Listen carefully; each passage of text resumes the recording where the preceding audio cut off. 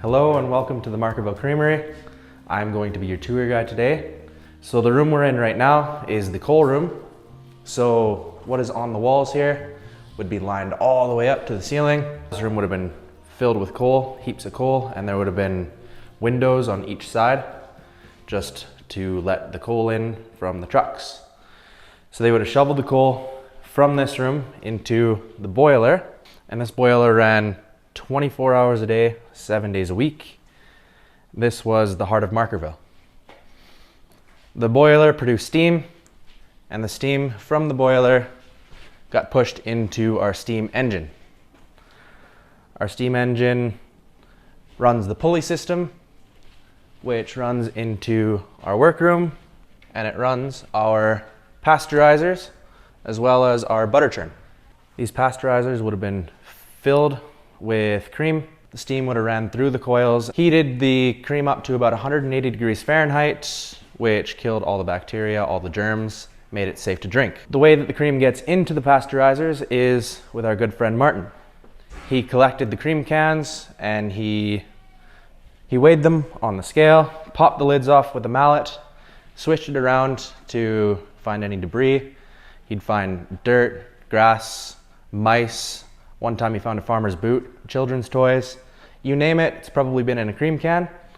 After he determined that there was no debris in the cream, he would fill his ladle, which would fill his test jar. He would take a swig, he would swish it around his mouth like a wine taster, and then he would spit it out on the floor here. And after that, he was able to give it a flavor grade. And he would grade it on a scale from off grade, number 1, number 2, and special. And the off grade was usually either contaminated, the cows got into the stinkweed, or it was expired. And then the rest of the cream went into filling the pasteurizers. After the cream has been pasteurized, it would have gotten siphoned into our butter churn. And this butter churn could hold 2,000 pounds worth of cream. They would close the hatch, they would spin it for about 45 minutes. And after that, you'd have 1,000 pounds of butter and 1,000 pounds of buttermilk. Now, with 1,000 pounds of butter, they would take it and place it on the scale here, and they would weigh this to about 50 pounds.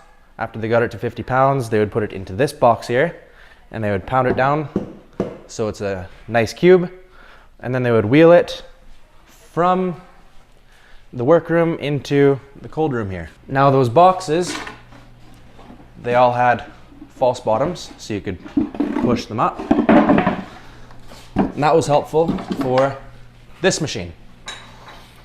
They would place it on this machine and they would pull this lever, and the lever would push the butter up through the grid.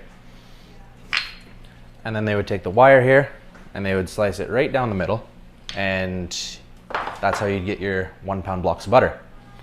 After that, they would place the butter on the parchment paper here, and they would wrap it with the Markerville brand, and they would ship it off to Red Deer, Calgary, Innisfail, and then during World War II, they shipped it all across Canada and even as far as England. So to keep this place cold, they would use the tools up on this wall to saw big blocks of ice, usually out of Sylvan Lake, bring them here by truck, fill the room with ice. They would pack it in with sawdust to keep it insulated, and then they would open these trap doors on each side, and that would allow the cold air to get into this room. With the insulation and the thickness of the walls, no cold air was getting out. This place was like a walk-in freezer.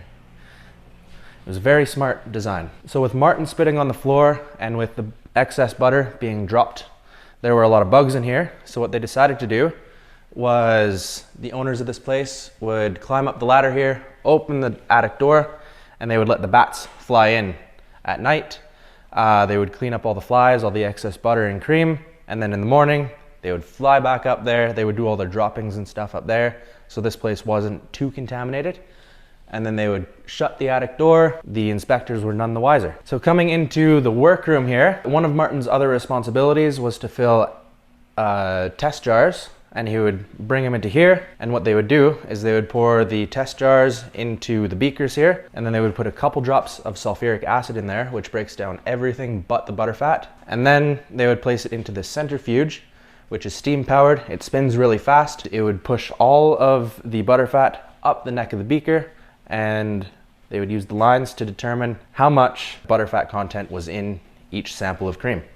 And that would help determine how much the farmers got paid. So for a short time between 1935 and 1939, the creamery decided to make cheese. They were able to make the cheese perfectly okay in the creamery. The only problem was that they didn't have a place to store it. They tried to use the cold room over there, but that did not work. It was too humid in there to keep the cheese properly.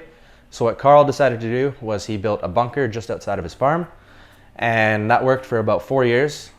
And then in June 1939, it got really hot one day and all of the cheese expired. 2 tons worth of cheese was lost, and they decided to just stick with what they're good at, which is making butter. And that's the end of our tour. Thank you so much. Take care.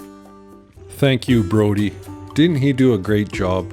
That was fantastic. What a great tour. Well, that's going to do it for me today. Thanks for joining me. I'm your host, Mike. Until we meet again, take care. Bye now.